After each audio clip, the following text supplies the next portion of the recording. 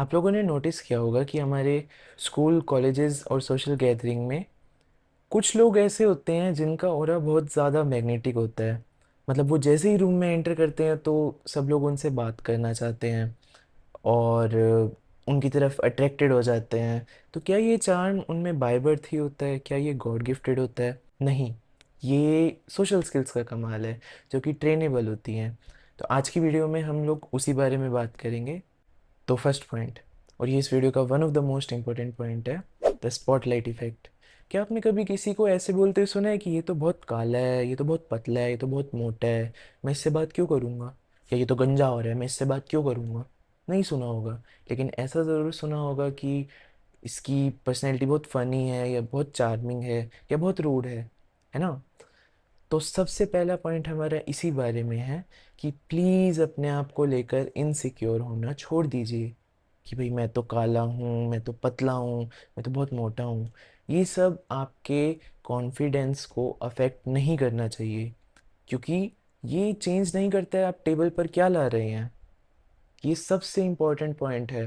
जिस दिन आप अपने आप को लेकर इनसिक्योर होना छोड़ दोगे, आपके अंदर आधा कॉन्फिडेंस तो वैसे ही आ जाएगा। अब कुछ चीज़ें ऐसी होती हैं जिनको हम लोग चेंज कर सकते हैं। लेट्स से कि अगर मैं अपनी बॉडी को लेकर बहुत ज़्यादा इनसिक्योर हूँ, तो मैं जिम जाके उस चीज़ को ठीक कर सकता हूँ।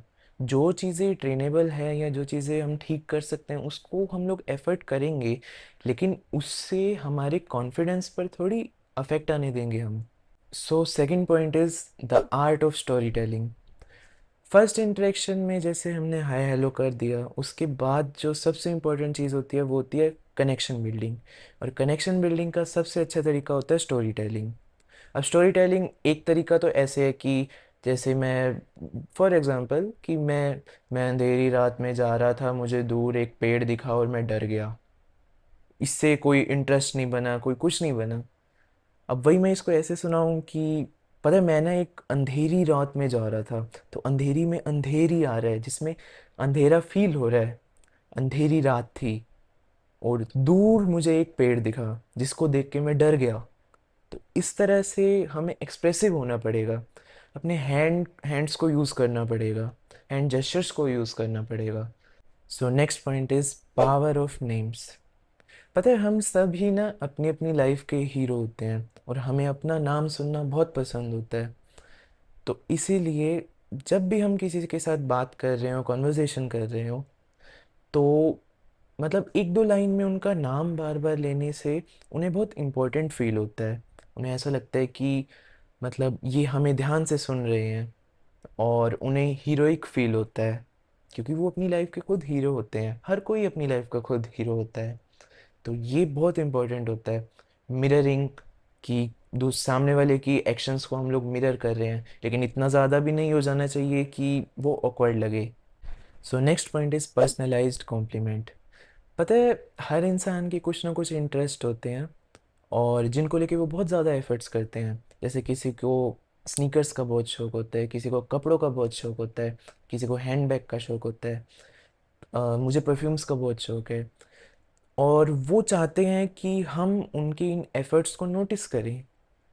तो अगर हम इन एफ़र्ट्स को नोटिस करके कॉम्प्लीमेंट देते हैं तो वो कॉम्प्लीमेंट बहुत ज़्यादा इम्पैक्टफुल होते हैं जनरलाइज्ड कॉम्प्लीमेंट से।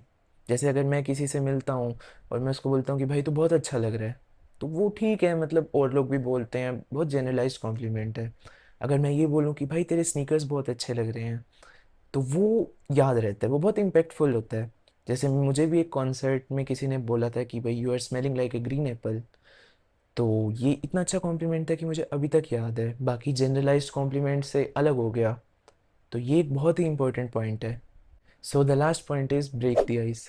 आप लोगों ने नोटिस किया होगा कि कभी कभी हम लोग क्वेश्चंस पूछते जाते हैं और वो कॉन्वर्जेशन बहुत ज़्यादा बोरिंग होती जाती है। फॉर एग्जांपल कि आप क्या करते हो, आप रहते कहाँ से हो, आप कहाँ से हो, और आपकी हॉबीज़ क्या हैं। तो वो बहुत ज़्यादा ही बोरिंग कॉन्वर्जेशन बन जाती है। या आपको म्यूज़िक कौन सा पसंद है। तो ये सारी ना बहुत ज़्यादा बोरिंग कॉन्वर्जेशन बन जाती है, क्योंकि इस पे क्वेश्चंस एक इंटरव्यू मोड में फंस जाते हैं हम लोग। इसको सॉल्व करने के लिए आपको क्वेश्चंस को स्टेटमेंट फॉर्म में पूछना चाहिए। जैसे कि you look like someone who has very specific music taste. I am hoping it's not Dhinchak Pooja. अब ये एक ऐसी स्टेटमेंट हो गई कि मैंने कुछ एज्यूम करके एक स्टेटमेंट बना दी और उसको फ़नी करने के लिए मैंने उसमें ढिंचैक पूजा वाला एलिमेंट भी डाल दिया। अब सामने वाला इंसान इसका आंसर सिर्फ हाँ या ना में नहीं देगा। वो पहले तो हंसेगा क्योंकि ये फ़नी स्टेटमेंट है। फिर वो एक्सप्लेन करेगा कि तुझे ऐसा क्यों लगा कि भाई मेरा स्पेसिफिक म्यूज़िक टेस्ट है। तो इस तरह से हम लोग क्वेश्चंस को रीफ्रेम कर सकते हैं स्टेटमेंट्स के फॉर्म में। इससे कॉन्वर्जेसन बैक एंड फोर्थ चलती रहेगी। ओके, सो आज की वीडियो में बस इतना ही। आई होप इस वीडियो से आप लोगों को कुछ नया सीखने को मिला होगा। और अगर वीडियो पसंद आए तो लाइक शेयर कमेंट सब्सक्राइब भी कर दीजिए ऐसी और वीडियोस के लिए।